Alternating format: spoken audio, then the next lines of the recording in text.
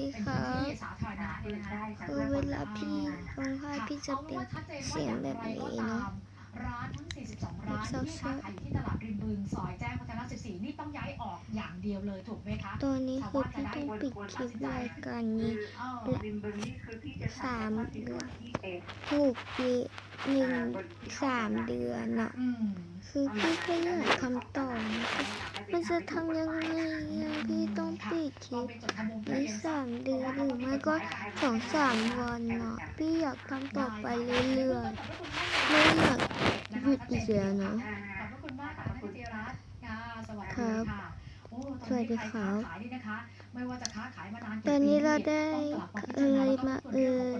ทายซิโอเคตอนนี้พี่มีข่าวดีจะมาบอกเลยที่มีการฟ้องร้องต่อศาล เนิ่นนานนะคะจนเป็นข่าวพอทุบรถกันเนี่ยนะมาจอดรถขวางหน้าบ้านปรากฏว่าศาลตัดสินให้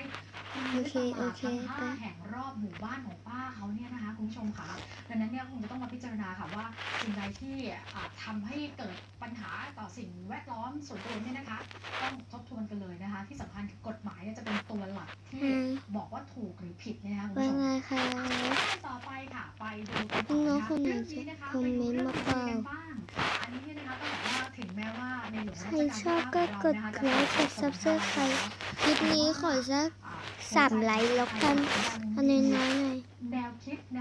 กดนะกดเบาๆพอไม่อยากให้ทุกคนต้องกระทืบพี่ยังเป็นเด็กอยู่มีเกษตรกรอยู่ท่านหนึ่งค่ะที่จังหวัดกาญจนบุรีนะคะได้น้อมนำปรัชญาเศรษฐกิจพอเพียง